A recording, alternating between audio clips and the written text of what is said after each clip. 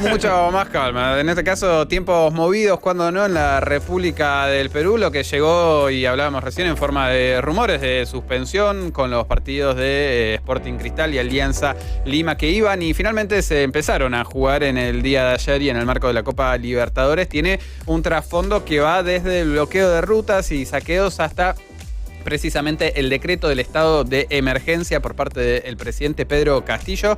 Yendo un poco de adelante hacia atrás, sobre las 0 horas del día de ayer y por un periodo de 24 horas, al menos inicialmente, lo que se impidió con este decreto es que las personas de Lima y el Callao metropolitano pudieran salir de sus domicilios y transitar, a menos que fueran considerados trabajadores esenciales. El Callao metropolitano es un poco la zona que rodea la ciudad. Urbano. Claro, lo que rodea la ciudad de Lima. El aeropuerto continuó con sus operaciones con normalidad, pero el transporte público no operó. Muchas de las personas que, como ya no estaban, como yo, no chequearon el boletín oficial a las 0 horas cuando se despertaron. A la noche lo dijeron, ¿no? Lo dijeron a la noche, la cadena nacional del presidente fue sobre la madrugada. Bueno, un poco lo que marcó fue esto, ¿no? Que se encontraron con de qué manera poder llegar a sus trabajos, porque también, como veremos un poco más adelante, esto de las medidas oficiales para el país con la mayor tasa de informalidad laboral en toda América Latina son medio que un chiste, porque, bueno, no se terminan aplicando en la realidad. Ahora bien,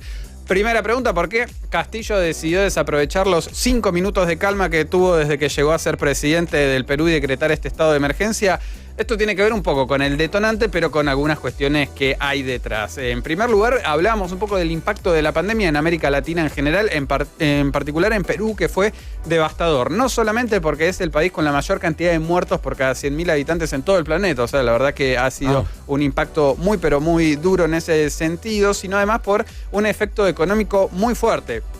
Hablamos de esto de la corrección macroeconómica que viene teniendo Perú en las últimas décadas y verdaderamente hubo una contracción de 11 puntos del Producto Bruto Interno en el año 2020, algo que todavía no termina de ser revertido el año pasado y como consecuencia de esto, en algo que es estructural y nos sonará más cercano, el costo de vida ha ido aumentando debido a una mayor inflación, alza de precios de productos. Desde ya, como decías vos, es un 6-7% el proceso inflacionario. Envidiable.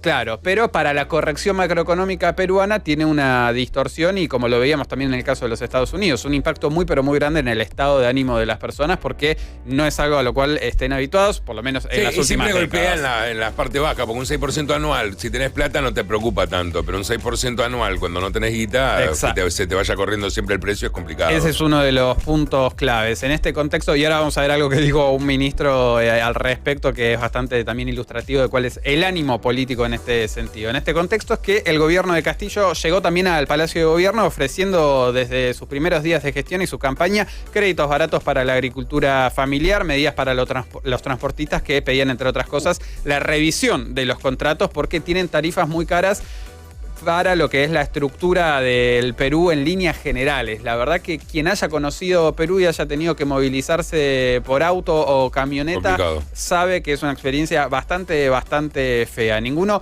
de estos puntos se cumplió y fueron precisamente estos grupos los que ante el incumplimiento de las promesas del gobierno iniciaron las protestas inicialmente en la región de Junín, en el centro del país, durante el fin de semana. No hay que prometer. Hubo 6 días. Vamos a hacer un estadio y te lo hace otro después. Sí, acá quedas medio complicado.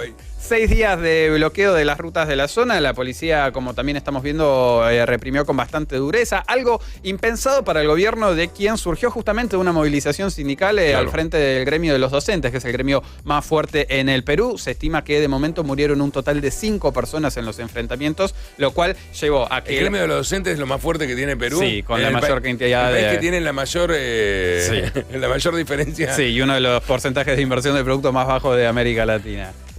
Sí, tiene esa... ¿En serio creen que no hay que replantearlo de los sindicatos? Esa paradoja. ¿Creen que soy yo que quiero precariedad social, en serio? Pero vos con tus bots y tus robots androides, Mario, ya no hay marcha atrás.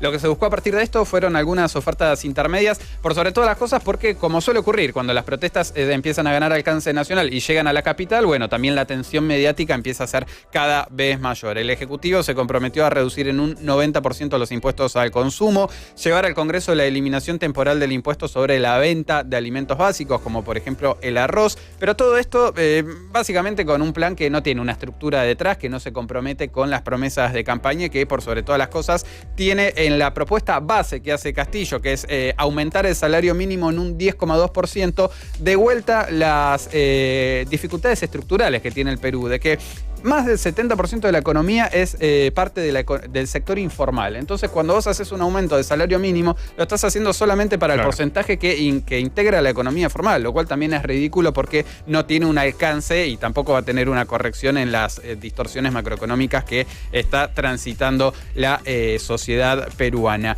En esto cayeron bastante mal, les decía, también las declaraciones del ministro de Justicia, que tiene 5 días en gestión, como todos los ministros en Perú, porque duran bastante poco, Félix Chero, quien, consultado sobre cómo los ciudadanos que viven del día a día iban a hacer para no pasar hambre, dijo: no creo que pasen hambre porque solamente no comerían por un día, como una de las medidas que, claro, en ese pensamiento lateral que tienen a veces los 7 funcionarios. días a la semana, no comes una. Vas a tirar un piedrazo, déjate de joder. Hay que ser un poquito, me parece, más flexibles. Así como la hormiguita que va ahorrando y en vez de comerte todo en un día, vas guardando y decís: este es para el día que no como.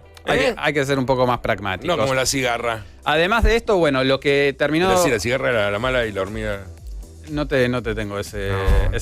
No sé ni si es un refrán ya, la verdad. Claro, no sé qué estamos hablando. Una generación sin fábulas es una generación que va a cometer miles de errores. Se comunicaron una gran cantidad de denuncias, la Defensoría del Pueblo, entre otras, pero lo que terminó ocurriendo en las últimas horas es que sobre las 18 horas de Lima, las 20 horas de la Argentina, Castillo volvió al Congreso de la República, en este caso no para que potencialmente lo destituyeran, sino para comunicar que le daba fin al estado de emergencia, lo cual es un símbolo también de la poca fortaleza, ¿no? Porque una medida que tenía que durar 24 horas, sea o no cuestionable, no llegó ni siquiera a ese tránsito, y esto es quizás lo que verdaderamente, yendo un poco al plano político, tenga el mayor costo simbólico, el hecho de que la presidencia de Pedro Castillo, a quien se lo llama el profe entre los amigos o que sean un poco más afines, obstaculizó vía decreto el derecho a la protesta que todo ciudadano tiene garantizado por la Constitución. La realidad es que Castillo siempre se encuentra en el peor momento de su gestión y este octavo mes no es la excepción. Hasta ahora la oposición intentó destituirlo en 2 oportunidades con 2 pedidos de vacancia moral, los cuales no lograron imponerse o alcanzar esa mayoría de 2/3 en el Congreso. Pero además el presidente afronta una investigación por un posible tráfico de influencias respecto de ascensos militares. ¿Cómo hace para traficar una influencia? La verdad, básicamente no transparentarse el proceso de ascenso. Podés traficar azúcar, qué sé yo. ¿Cómo hace para traficar soja? Soja por el río. ¿Cómo traficas una influencia? Pasás un contacto de WhatsApp. Sí, claro. Toma. Entonces todos traficamos influencia todo el tiempo. Hay mucho tráfico, me parece, en el Estado Nacional. 2 de sus sobrinos y su ex secretario general también tienen órdenes de detención, y de Yapa también a Castillo lo investigan por favorecer a empresas en contratos con el Estado. Así, sea quien sea el que está en Palacio de Gobierno, la única realidad es que los momentos de crisis en el Perú ya son la norma, y al menos en el corto plazo no parece haber ninguna perspectiva de mejora, sino de que las cosas puedan volver a empeorar.